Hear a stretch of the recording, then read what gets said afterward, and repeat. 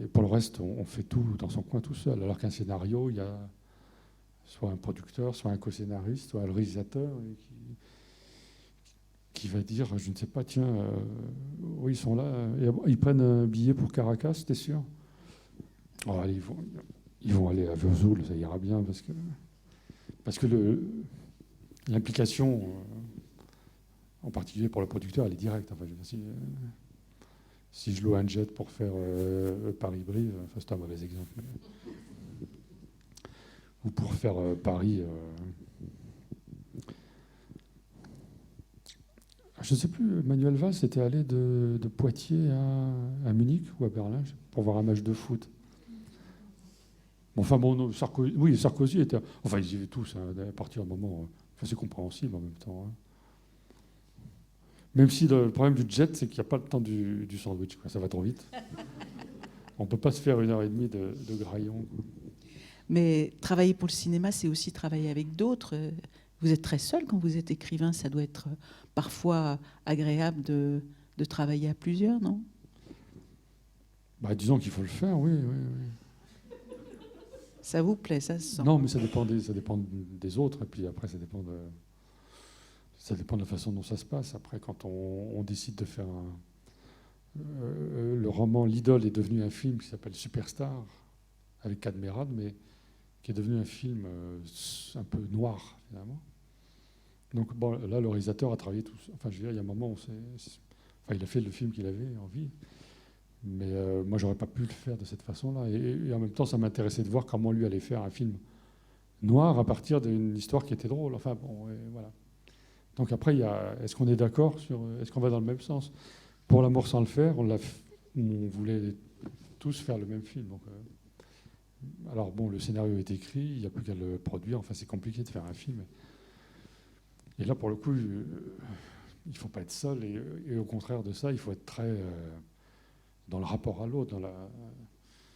Il faut convaincre des chaînes de télévision, des producteurs, des comédiens. Enfin, faire un film, c'est un métier monstrueux, qui est uniquement dans le rapport à l'autre. Mais dans le rapport à l'autre, les papous, c'est aussi un travail à plusieurs. Les papous dans la tête. Nous allons peut-être entendre un petit bout pour voir comment ça se passe, de travail à plusieurs. Est-ce que c'est possible? Chez Serge Joncourt, ça n'a pas l'air énorme non plus, d'ailleurs. Non, non, non. Hein, parce que d'habitude, vous faites plutôt long, mais là, c'est une petite bataille. Oui, c'est une petite bataille, mais que je vais remporter. Haut la main. Voilà. Ce sont des vers des Alexandrins. Oui, oui, c'est toujours rigoureusement 12 pieds. Approximatif. Ah, d'accord. La bataille. La bataille est l'action générale de deux armées qui se combattent, et c'est en général un général qui dit par où les coups partent. Ah bon? Oui. Et si, en général, les batailles aériennes se finissent mal, Ouais. les navales ont-elles des conséquences on ne peut plus banales? Pour perdre une bataille, souvent, il n'y a pas besoin d'armée, tout au plus d'une cause, une femme qui refuse de nous aimer. Si par contre, c'est son lit au matin qu'on retrouve en bataille, c'est alors qu'on y a fait des choses dont je vous épargne les détails. Car si toutes les batailles ne se mènent pas sur le champ, c'est sur un champ toujours qu'on les livre pourtant. Oui. Ouais. Non, mais j'ai marqué un petit temps pour ça. Oui, oui, oui, pour qu'on ait des réactions. Ça fasse image. Pour Non, non, qu'on non, non, comprenne, non, pour qu'on oui, comprenne. pour s'imprégner. Oui, oui. Le cheval de bataille est, lui, bien loin de celui qui hennit, car c'est rien de plus que votre sujet favori. Oui, bien sûr. Ainsi, mon cheval de bataille, à moi, vous le comprendrez aisément, c'est moins l'alexandrin que le vers dit libre, assurément. Mais la mère de toutes les batailles, partout autour de soi, c'est sans doute celle qu'on appelle la bataille pour l'emploi. Et si, contre le chômage, Ah, c'est pas gagné, hein. tout gouvernement s'emploie, on perd bêtement la bataille, tout simplement faute d'emploi. Ça, c'est un peu, si vous voulez, c'est une contextualisation un peu contemporaine. Oui, exact. Vous Oui, voyez, bien parce sûr, qu'il y a un bien moment, sûr. il faut resituer un peu dans son temps. Pour livrer bataille, du moins avant de se lancer dedans, il convient toujours d'avoir prémédité un plan. Et pour cela, il faut des cartes. Oh, le subtil instrument. Oui, des cartes pour projeter ses futurs mouvements. Mais dès lors que ces cartes-là sont à jouer, seulement, c'est alors que votre bataille tournera au jeu d'enfant. Pour la bataille en ligne, et sur toutes sortes de fronts, de nos jours, il suffit d'avoir une bonne connexion. Mais sortons du virtuel, car vous voulez du concret, de la bataille rangée, de la bataille pour de vrai. Pour ce faire, rien de plus simple. Achetez-vous un billet, pas en période bleue, mais en rouge, 2 pointes si vous préférez. Oui, prenez un billet pour Limoges, Châteauroux, il y a toute une liste. Et vous verrez alors ce qu'est la bataille Du rail. d'Austerlitz. Ah non, franchement, non, mais c'est pas malheureux. Oh, enfin bon, que voulez-vous? Sur ce, je vous laisse car je suis mal garé.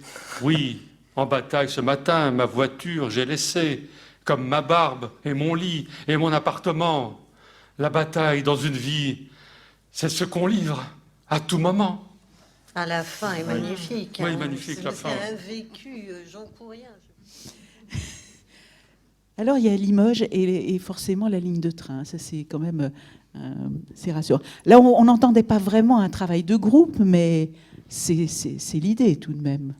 Bah, là, l'idée, c'était oui, ils appellent ça, enfin, on appelle ça le rimailleur, c'était de faire un poème et de donner la définition d'un mot, quoi. Là, c'était le mot bataille. Bon. Donc, il faut en donner en même temps tous les aspects et toutes les expressions, etc. Et en général, on s'applique à faire des alexandrins bien calibrés, mais bon, le problème, c'est quand on se met à faire vraiment sincèrement des alexandrins, après, pendant une semaine, on est contaminé par. On se met à parler, on se met à penser à 12 pieds, quoi. Et moi, parfois, j'ai un peu peur de ça, parce que j'ai pas envie de me mettre à écrire un roman en alexandrin. Et c'est un peu comme quand vous voulez chanter une chanson, vous la répétez, vous l'avez en tête pendant. Vous l'avez en tête d'une façon. Vous savez, quand on ne peut plus arrêter, ça, on appelle ça une scie. Hein, la chanson devient malgré soi, quoi. Et ça peut venir. Moi, il y a une pièce que je vénère au-dessus de tout, c'est Cyrano de Bergerac. Et j'en ai appris des tartines entières comme ça. Et le problème, c'est qu'il y a un moment, je me les récite plus parce que sinon, ça devient. Oui, on est contaminé par ce rythme, cette mélodie. Et puis, bon, comme c'est un exercice un peu oulipien, donc il y a des règles. Moi, dès qu'il y a des règles, paf, j'essaie d'en sortir, quoi. Parce que, bon, c'est ma façon d'être un peu... Oui, en même temps, c'est plus facile, on va être honnête. Hein. Et donc, là, oui, les papous dans la tête, c'est tous les dimanches sur France Culture. C'est une émission d'humour, vous l'aurez compris. Enfin, et on fait des jeux comme ça, et parfois, on fait des... Ce que j'aime bien faire, ce sont les pamphlets, c'est-à-dire faire des pamphlets. J'avais fait un pamphlet contre les gens qui fument dehors, par exemple, et qui nous avait valu pas mal de courriers. Mais bon, je trouvais ça... Il y a un moment, c'est vrai, quoi. Il y en a, parce que les gens, les pauvres, on leur a dit, on ne fume plus à l'intérieur des lieux publics, on ne fume plus dans les restaurants, les cafés. Moi, je trouve ça très bien fait. Mais le plus étonnant, c'est que depuis, on les voit tous fumer à la fenêtre de chez eux, alors qu'on on l'a jamais dit que c'était interdit de fumer chez eux. Alors bon, c'est vrai que depuis 6 mois et 1 an maintenant, il faut le détecteur à incendie, c'est vrai. Donc on ne peut pas fumer en dessous. Mais bon, moi, je vois l'immeuble en face de chez moi, il y en a toujours 1 ou 2 à la fenêtre. Bon sang, on peut être tranquille à sa fenêtre, c'est quand même... Surtout qu'il y en a un qui fume beaucoup, trop d'ailleurs, je devrais lui dire. Et il est tout le temps là, dès que je me mets à la fenêtre, il y est. Alors bon, du coup, j'attends l'hiver pour y aller, hein, mais il y va quand même. Non seulement il prend froid, mais en plus, il se fait du mal. Mais ça, alors, je ne sais pas si c'est... Enfin, à Paris, c'est très caractéristique. Vous êtes en train de dîner comme ça, bon, même si je ne sors pas trop, moi, parce que j'aime mieux manger seul, hein, et fortiori dans un train, et ben, vous êtes en train de manger, et puis alors d'un seul coup, vous réalisez qu'ils sont tous partis à la fenêtre. Bon, moi je le vis, enfin on n'est pas le seul, enfin, moi je fume pas, hein, c'est peut-être ça aussi. Donc, ou au restaurant, pareil, d'un seul coup, on se retrouve tout seul. On dit, mais il ne faut pas me planter avec l'addition, parce que là, je ne suis pas bien. Donc, du coup, je vais les rejoindre, je prends froid avec eux, et puis je fume leur fumée, quoi. Enfin, on réalise que finalement, il y a toujours des tas de choses à dire sur des choses pas apparemment anodines, mais enfin, là, ça permet de comme les contre, j'en avais fait un. Alors, celui qui s'était le plus mal passé, enfin, je veux dire, au niveau du courrier, c'est contre les bébés qui voyagent, parce que bon, que ce soit dans un train, un avion, il y a toujours il y a souvent un bébé, surtout en période de fête. Bon, hein. Et ça, le bébé dans le compartiment, c'est quand même bon. Il faut dire ce qu'il y a, quoi. Enfin, il faut le dire. À un moment, on peut le dire. On peut pas le dire en face, quoi, parce que ça c'est trop mal vécu. Mais on peut le dire, bon, à la radio peut-être. Bon, ça s'est pas bien passé, hein, mais après tout, pourquoi les bébés voyagent? Enfin, est-ce qu'ils ont vraiment envie d'ailleurs?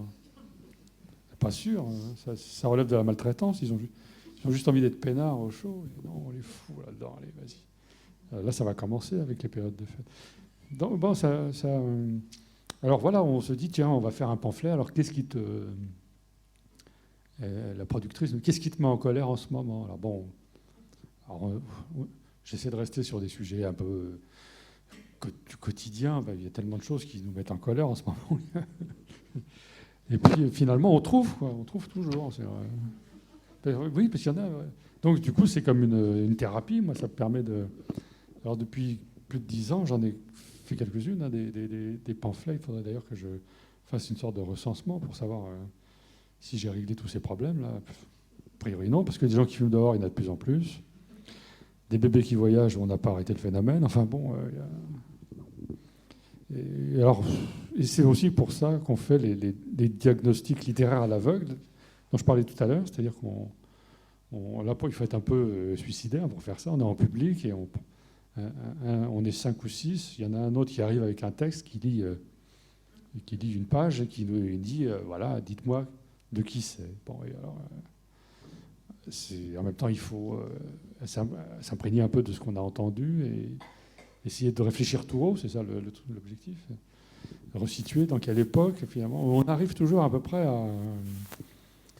Même si parfois l'extrait est choisi à dessein pour perdre un peu, on arrive dans la langue, dans des éléments qu'on peut donner. Le dernier, vous voyez, par exemple, il y avait le mot jazz dans le texte. Alors bon, la première occurrence du mot jazz dans un texte français, alors on discutait entre nous les années 20, les années après-guerre, 1914, 18, par là. Bon, le jazz, alors tout de suite, on dit tiens, Boris Vian, le jazz, oui, enfin bon, par recoupement, comme ça, on arrive. En tout cas, jazz, c'est pas chez Flaubert, quoi. Enfin, je veux dire, on peut arriver comme ça, par une sorte de travail de police scientifique, je parlais au début, d'enquête. Donc c'est amusant à faire. Alors en même temps, c'est amusant aussi de dire des énormités, quoi. Ce qui fait que parce que parfois on balance des noms, on est complètement à côté de...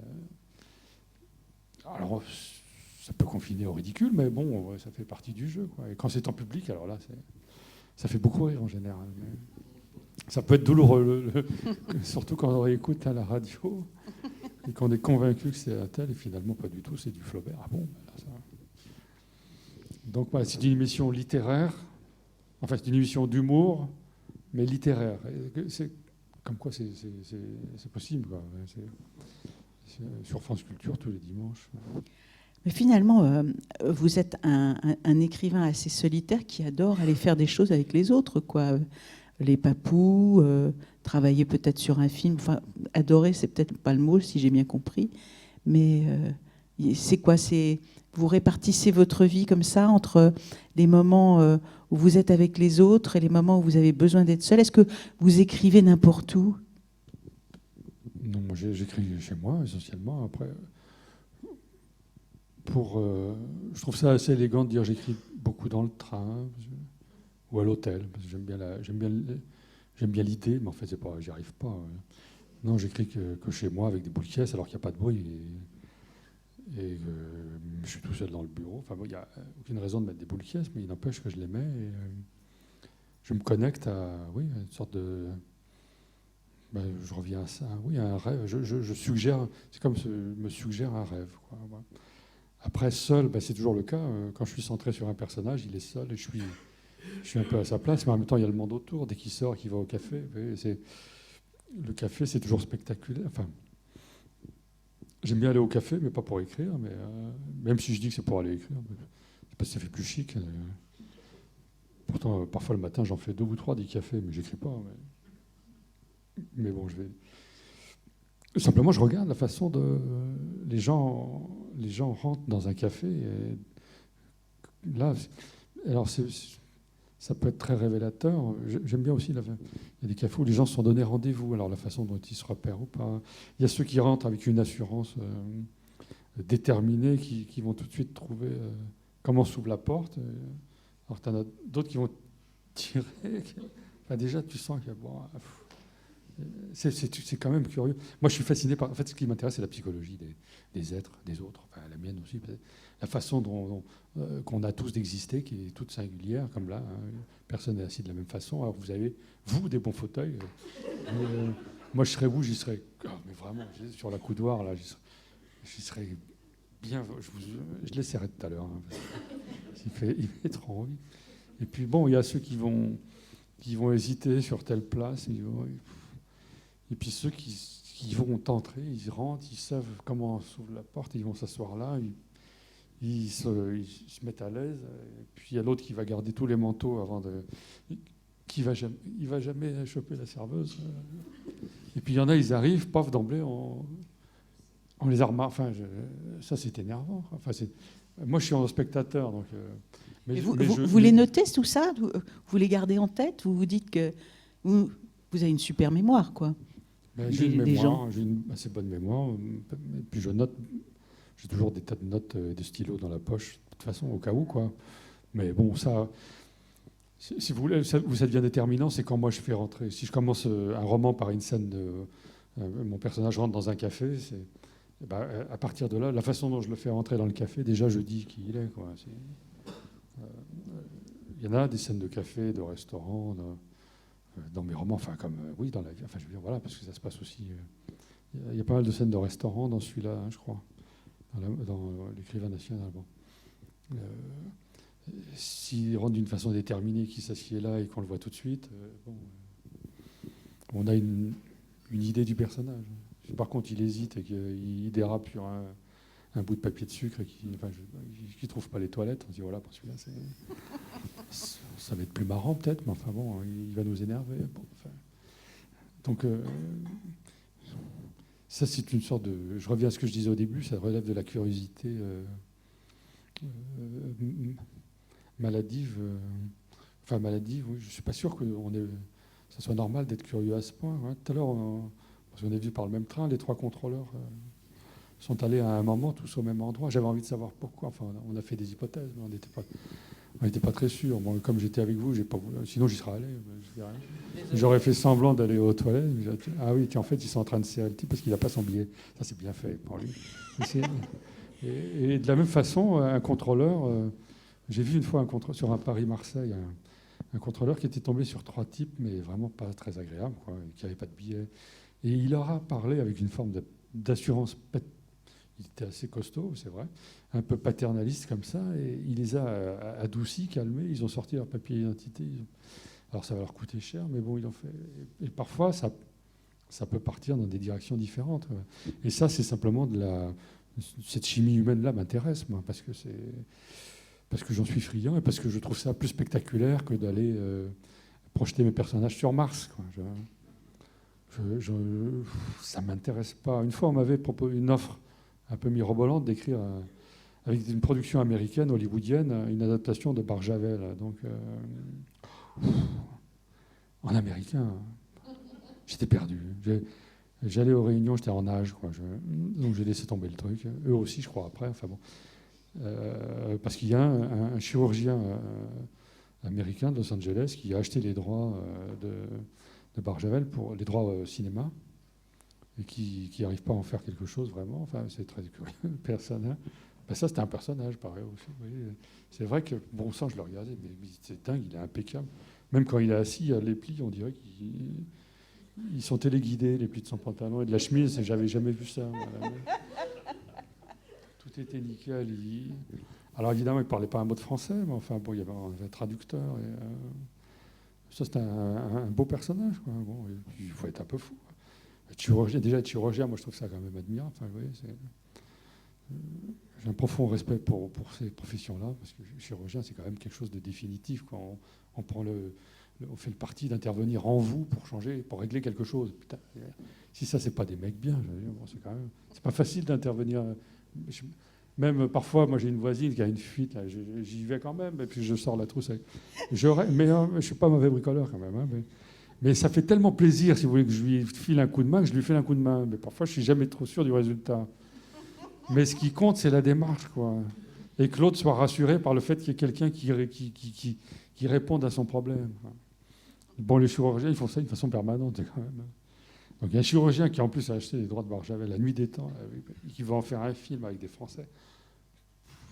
Parce que c'est un auteur français, il veut le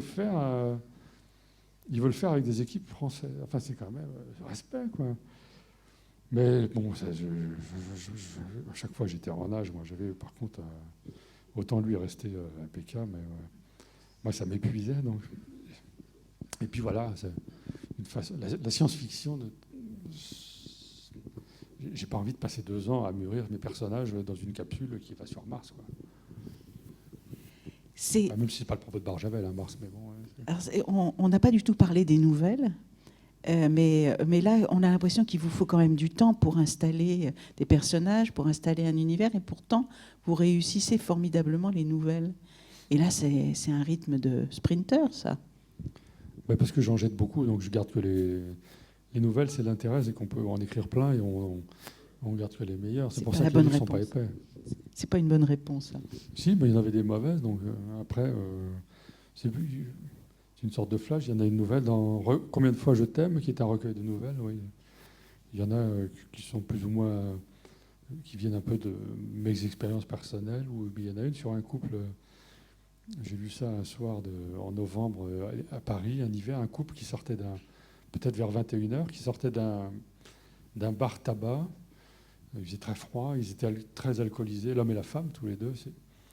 Et moi, j'étais dans un taxi qui était dans un embouteillage, et l'homme traverse comme ça, et sa femme le retient, et elle a bien fait, parce qu'il y a un scooter qui arrivait de l'autre côté. Enfin bon, ils étaient tous chancelants comme ça.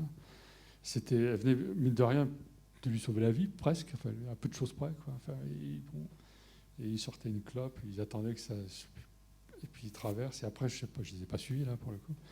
Mais j'ai essayé d'imaginer ce que ça pouvait donner, quoi. Ce couple-là, rentrant chez eux, est-ce qu'ils allaient manger ou pas? Comment ils étaient ivres, complètement ivres tous les deux? Ils allaient se parler, s'engueuler, ce que vous s'aimez? Enfin bon, et donc j'ai fait une nouvelle là-dessus. Je ne sais plus comment elle s'appelle, mais bon. Donc ça, c'est parti simplement de ce couple-là qui en même temps, oui, en fait, j'ai imaginé ça, ils rentrent, voilà, il reste du riz au fond d'une casserole, ils se le font réchauffer, et puis elle dit, j'ai oublié mon sac, il lui dit, ça te tombe bien, comme ça je vais retourner au bistrot. Il va acheter des clopes, puis je vais reboire des coups. C'est bon, mais il y a des êtres comme ça qui sont hantés par l'alcool. Alors c'est parfois anecdotique, sauf quand c'est quelqu'un de proche ou de la famille ou un ami. Mais en même temps, c'est terrible, quoi. Et puis, mais malgré tout, il y a une poésie de cette situation-là, même si elle est atroce. Hein. Bon, après, voilà, je l'alimente aussi de choses plus personnelles, et puis parfois de choses simplement que j'aperçois et j'en tire des conclusions. Donc, ça se fait comme ça. Donc, c'est des nouvelles. Il y a aussi Situation délicate, qui est un recueil de nouvelles comiques. Enfin non, pas comiques, c'est des situations de gêne. C'est-à-dire, à tout moment, je ne sais pas s'il y a un ascenseur ici, mais quand on est tout seul dans un ascenseur, on est tranquille, on se regarde dans la glace, on est même content finalement, on se trouve beau. Enfin, ça dépend des jours. Mais en tout cas, on a appuyé sur 8, on va aller sur 8. Mais hop, s'il s'arrête à 4 et qu'il y a quelqu'un qui monte, je dis bonjour ou pas. Oui, je dis bonjour, il n'a pas répondu. Bon, ça va. Et puis, on est comme deux cons là. En général, je fais toujours on regarde les numéros, comme si c'était le loto. Est-ce que le 8 va sortir? Oui, j'ai gagné. J'ai pris une fois l'ascenseur à Toulon, dans le Holiday Inn. Au Salon du Livre, là-bas, le Holiday Inn, c'est un des hôtels qui est assez central à Toulon. Et on se retrouve parfois avec soit les joueurs de rugby de l'équipe adverse, auquel cas ils mettent No more than 5 players in the elevator, please. J'avais pris la photo quand il y avait les All Blacks. No more than 5 All Blacks, please. Et pourtant, l'ascenseur fait 800 kilos de tarp. Et une fois, je suis tombé sur Jimmy Cliff, qui est le chanteur, et j'ai réussi à lui dire en anglais, quand même, je pense qu'il a une bonne tête, Jimmy Cliff. Je pense que vous vous souviendrez, monsieur Jimmy Cliff, qu'un jour vous avez pris l'ascenseur avec Serge Jancourt. Il ne sait absolument pas qui est Serge Jancourt. Ça l'a fait rire, tout simplement parce qu'il était sympathique. Il n'en a rien à foutre, mais bon, ça m'a marqué. Enfin bon, j'en ai pas fait une nouvelle, mais il peut s'en passer. Parce que c'est quand même un espace, pour le coup, on ne peut plus confiner, où on se retrouve parfois avec quelqu'un qu'on ne connaît absolument pas et dont on n'en avait absolument pas envie. Quoi. Bon. Enfin, c'est des situations de gêne comme ça, il y en a 47. Alors, il peut se passer des tas de choses aussi dans les médiathèques, même poser des questions à Serge Jancourt. Allez, et ce ne sera pas une situation de gêne, ni une situation délicate, si cela vous dit. Ah non, mais il est terriblement intimidant, c'est vrai. Oui, donc si vous dites que vous basez beaucoup sur les personnages pour vos livres, comment vous avez trouvé le personnage de l'homme qui ne savait pas dire non? L'homme qui ne savait pas dire non, moi j'étais un peu dans cette attitude-là, je ne sais plus à quel âge, là, et j'étais dans une sorte, peut-être que j'étais assez en forme à l'époque. Et c'est vrai que dès qu'on me disait, tu fais, oui, viens, les déménagements beaucoup, à une époque où j'avais beaucoup de copains et copines qui n'avaient pas beaucoup d'argent, mais qui passaient d'endroits comme entre 18 et 30 ans. On est mobile, hein. Donc les déménagements, ça me connaît. Et puis simplement parce que c'est vrai que en même temps, j'osais pas dire non, mais en même temps, j'avais envie de savoir ce que ça. Même si on m'invitait à dîner ou aller voir un film, je sais pas quoi. Alors après, c'est prendre la latitude de se barrer quand ça nous plaît plus. Quoi. Et ça, j'ai appris à le faire. Après avoir dit oui beaucoup, j'ai appris aussi à un moment comment on fait pour sortir de cette situation. J'aurais fait des boulots dans ma vie comme ça, simplement parce qu'à un moment, j'ai dit oui. Quoi. Et d'une certaine façon, on pouvait considérer que c'était...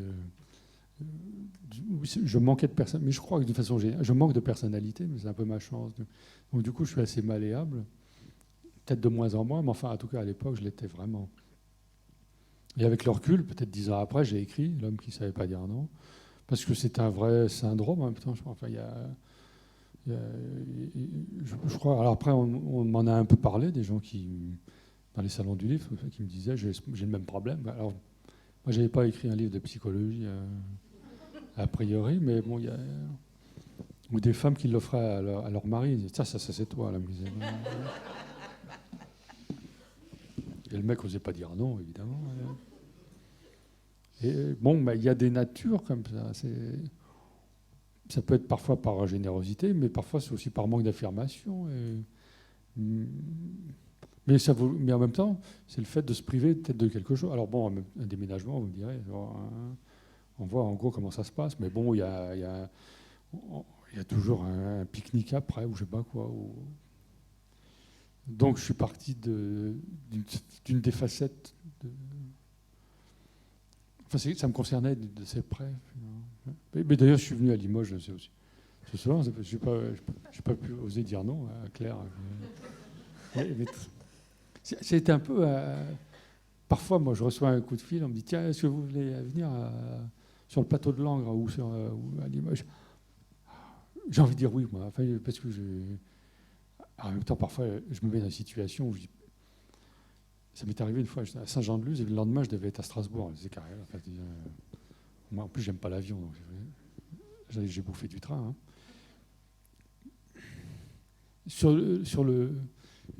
C'est toujours tentant d'aller voir. Ouais, j'aime bien aller voir. Donc d'une certaine façon, je n'ai pas complètement réglé le problème parce que j'aime bien dire oui. Quoi. Parfois même, ça peut faire plaisir. Hein. Là, j'ai dit oui, par exemple, dans le train, là, une éditrice, quelqu'un qui avait une émission à la radio, enfin bon, à la télé aussi d'ailleurs, qui s'est fait un peu virer, qui est maintenant éditrice, qui me demandait de faire un livre sur la peinture pour février. Je voulais pas lui dire non. Quoi. Je dis, écoute, ça va être quand même les textos.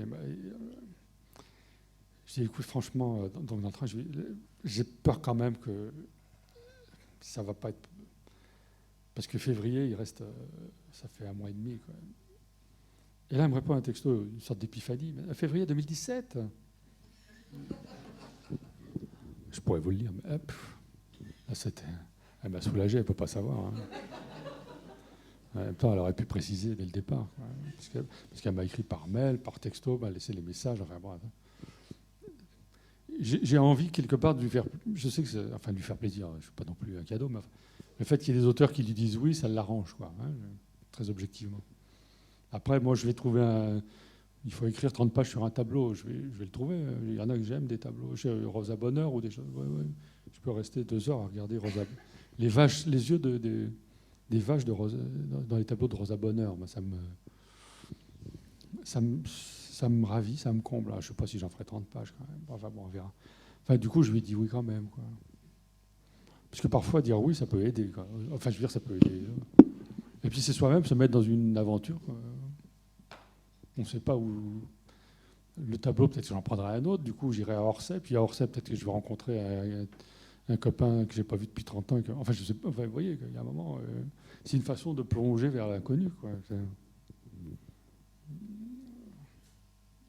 Mais oui, j'y pense jamais à celui-là. Enfin, j'y pense jamais. L'homme qui ne savait pas dire non. Enfin, il y a des choses. Il est assez marrant. Enfin, il est marrant. Oui, là, c'est marrant. C'est un peu il fait partie des romans un peu drôles. En même temps, bon, il explore un peu un symptôme qui est un peu réaliste, mais c'est vrai qu'il n'arrive pas. Je m'en rappelle plus en fait. Mais s'il y a des scènes qui me restent comme ça. Mais au restaurant, il n'arrive pas à dire. Vous savez, au restaurant, il y a souvent les vendeurs sri-lankais de roses là. C'est pas facile de. Mais en même temps, à Paris, on ferait que ça. Quoi. Alors bon, moi, j'avais un grand-père qui était à la campagne, mais bon, et qui était un paysan, bon, ouais, qui allait à Paris parfois, parce que ma grand-mère, à un moment, il travaillait. Et il disait, enfin, il nous a dit, ça courait après comme une sorte de. Quand on allait à Paris, il fallait toujours avoir de la monnaie dans la poche pour donner en sortant du métro. Et du coup, ça me poursuit.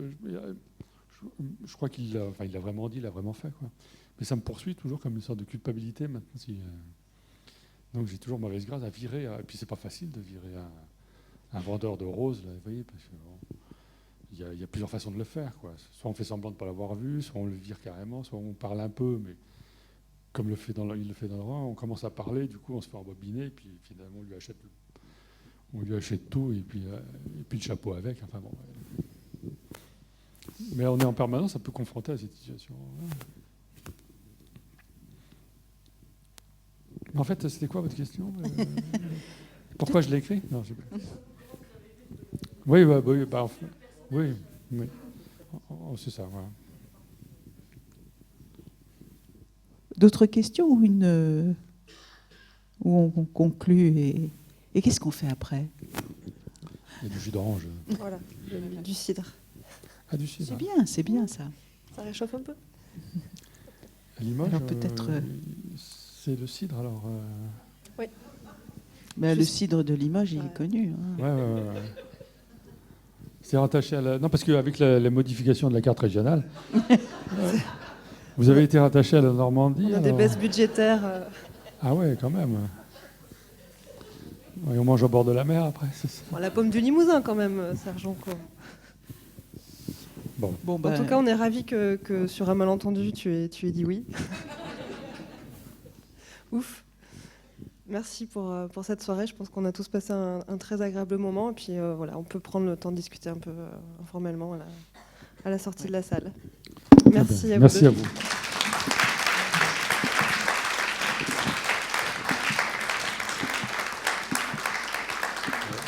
Merci à vous.